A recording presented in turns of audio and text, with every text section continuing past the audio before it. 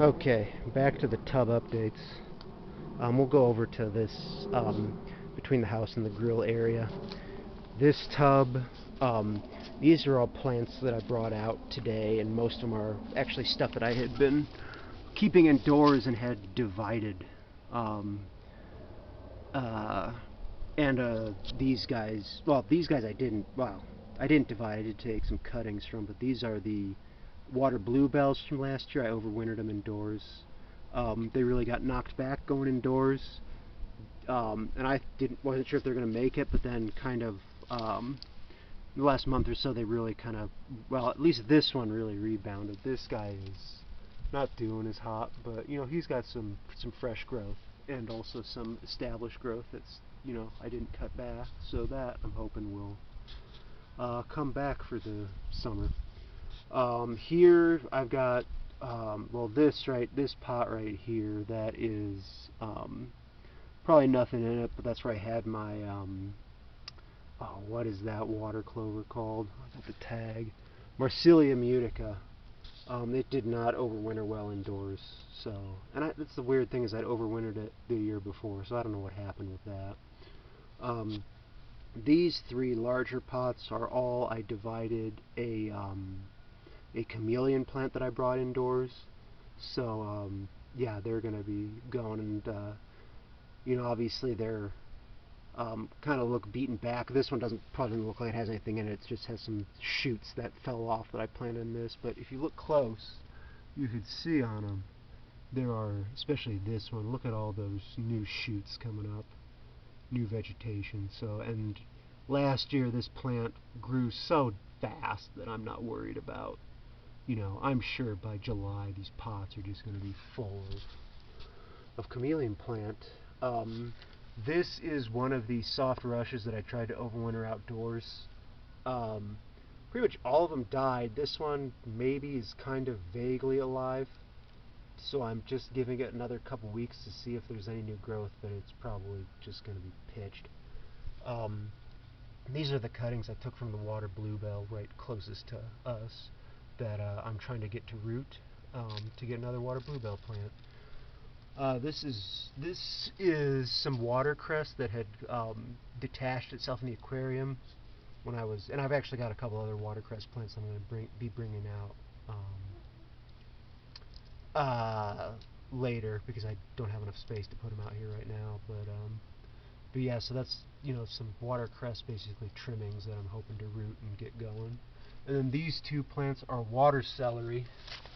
I had taken a small piece of water celery, and I had a big pot of water celery that I overwintered, which we'll get to in a little bit, but these were from a small piece that I had, and it grew pretty well under the aquarium lights, but the thing is it grew really leggy and just had one long stem, so I went and cut up the stem and potted it in those, and water celery grows so fast that I'm pretty sure it's going to give it a week or two and it's going to be going nuts. I'm not, this muck bucket, I'm not planning to put anything in. I think it's just going to be a Daphnia bucket.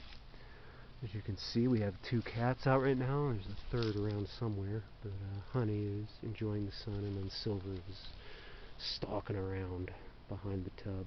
So yeah, this tub, the future Valencia tub again. Green creeping Jenny that overwintered very, very well. This is another chameleon plant that I'd overwintered in a separate pot, obviously, with a cat behind it. And then that's one of the other watercress plants. So there's only one watercress that's still inside. This is the other hanging pot of it that I had. And then one of the other chameleon plants that I divided. Okay, this tub. More creeping Jenny. I think this is one of my oldest creeping Jenny plants, and it's doing really good. Another one, again green, doing good. This is the sweet flag, which I didn't think was going to make it over the winter, but surprisingly did, unlike the brushes that were supposed to. So I repotted in this giant pot because it has this giant rhizome that just creeps, and we'll see how it does with that. But you can see that the buds are breaking and it's really opening up.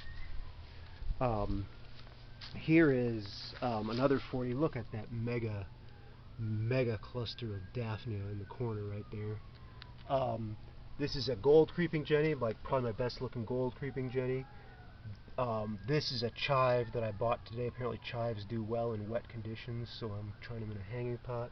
And this is, when I was talking before about that big pot of water celery that I brought inside, it didn't do really good over the winter. It struggled. I think it was because I had it further from the light, so it really died back, but the stems were alive. They just had these little tiny leaves.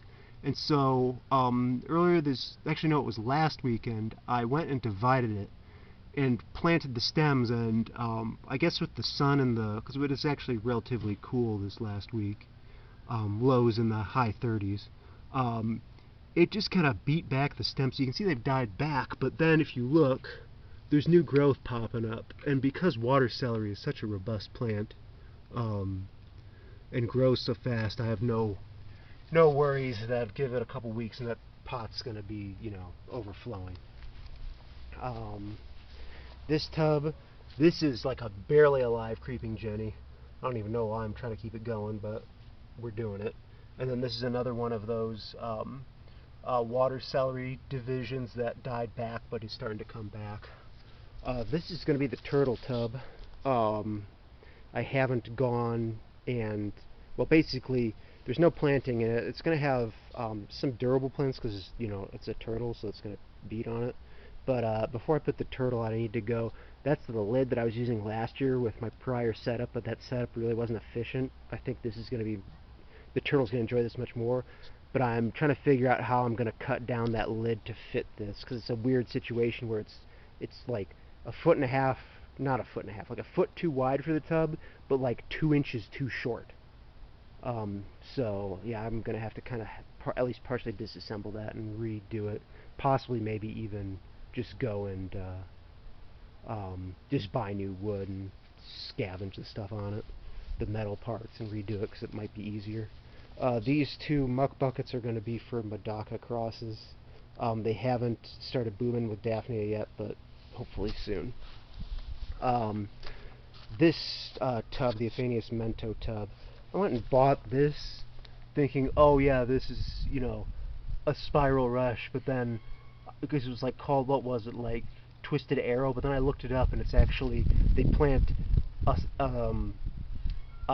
soft spiral rush along with Juncus effusus with Juncus inflexus, so the spiral part is the infusus and then the straight part is the inflexus, so it's kind of goofy.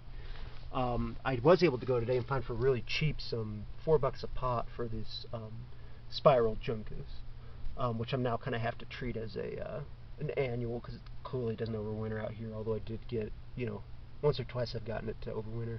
Another creeping Jenny, a gold one, obviously really died back, but hopefully it'll, go well. So this is the Thalia. The Thalia was huge, and so I divided it in 3. But the thing is when I had it inside, it was putting out some new shoots, but they, they grew out and they were floppy, kind of like that water celery plant. So it's bent over, and I'm hoping that now that it's in the sun, that it'll straighten itself out, and the stems will, toughen up. Another one of those spiralis I bought today, Juncus effusus spiralis. Mojito mint, the first mint of the season. I'm gonna, this year actually, I'm gonna buy, well, I did it last year too, but I'm specifically buying all different varieties of mints that'll have different foliage because I enjoy the different foliage. A green creeping Jenny that did well over the winter.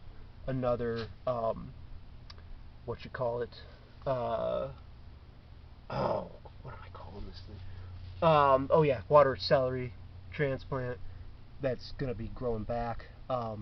This is a dead Juncus, but then there's some creeping Jenny that was grown in the pot with it that made it. That's my iris that I've had for several years. Seems to be doing good. The big tub here, that's the biggest division of the Thalia. Bought a new iris. This one's kind of finer leaved, so we'll see how that goes.